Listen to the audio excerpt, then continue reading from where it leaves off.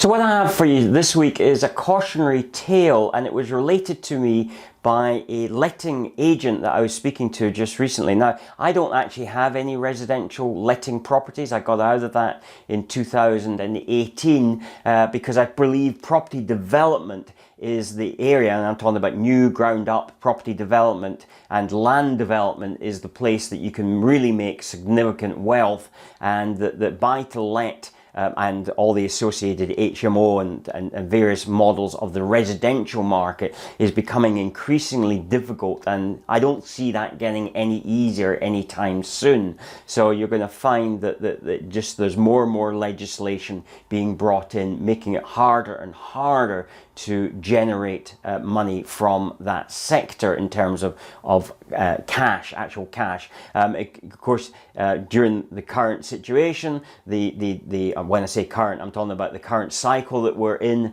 then you will see property prices rise. So in terms of capital appreciation, that will happen, but that's never a reason within property. If you're treating property as a business, as you should, then you need to be generating income, and the opportunities for creating income through residential rental is very much more difficult. However, I know a lot of people are invested in it, and that's a personal choice, so that's something that you have to decide.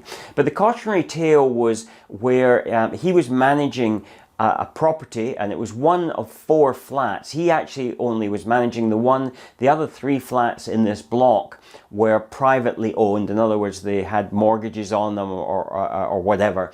So they were owned by, so there was only one rental unit which he was managing. And there was a call from the tenant, or during an inspection, it turned out that the gutters were blocked. And so he got an estimate for the gutters to be cleared, which was about £50. So I don't know what the size of the gutters and whether that was reasonable, but that kind of really didn't matter because it should be shared between the 4 flats. And so he then wrote to the other 3 owners of the flat, suggesting that they pay their quarter share, which would be £12.50, so not a huge amount of money, even if you go back 10 years, and I believe this was in the last 10 years. And so he got a really angry phone call from one of the other owners saying that he thought he was being ripped off, and how did he know that this was the right amount, and really did it need to be done.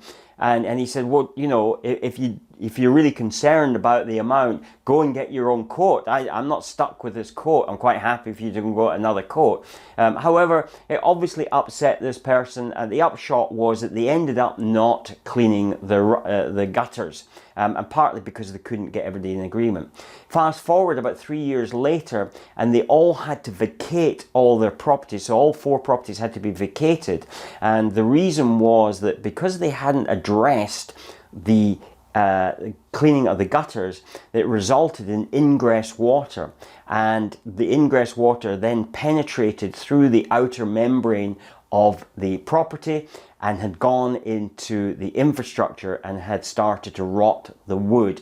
That rot of wood turned into dry rot, and they then had to essentially vacate the properties. They had to strip back all the walls, and these were older properties, so it was lath and plaster as opposed to plasterboard over stud work. And they had to strip it all back. They had to be vacated out of there because of all the dust and everything that was being created from this renovation work.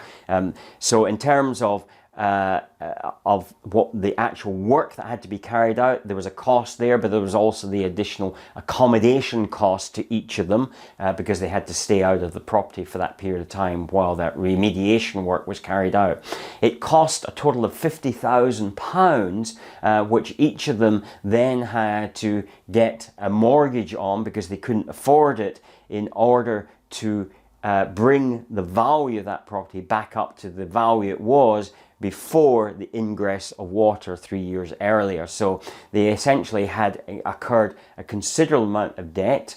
In other words, 100 times the debt. It was £12,500 each that they had to pay out, rather than paying £12.50 out. So I think there's a tendency sometimes, I think a lot of landlords are very good, but there are some landlords who really are concerned about doing any additional work that they don't think is necessary.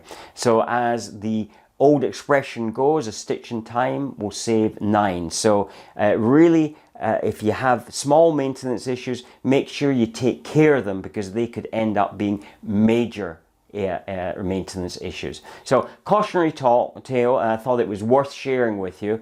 It's a bit different from what I normally share with you, but I hope that you will appreciate that cautionary tale. If you're new to the channel, then please subscribe and have a look around. There's lots of videos here. If you like this video, give us a like. Give us a like on any video that you watch that you like, and remember to put some comments below, and I will be happy to respond to them. Take care, and I look forward to speaking to you next week. Thank you for watching. Subscribe for more videos, then click to watch the next video.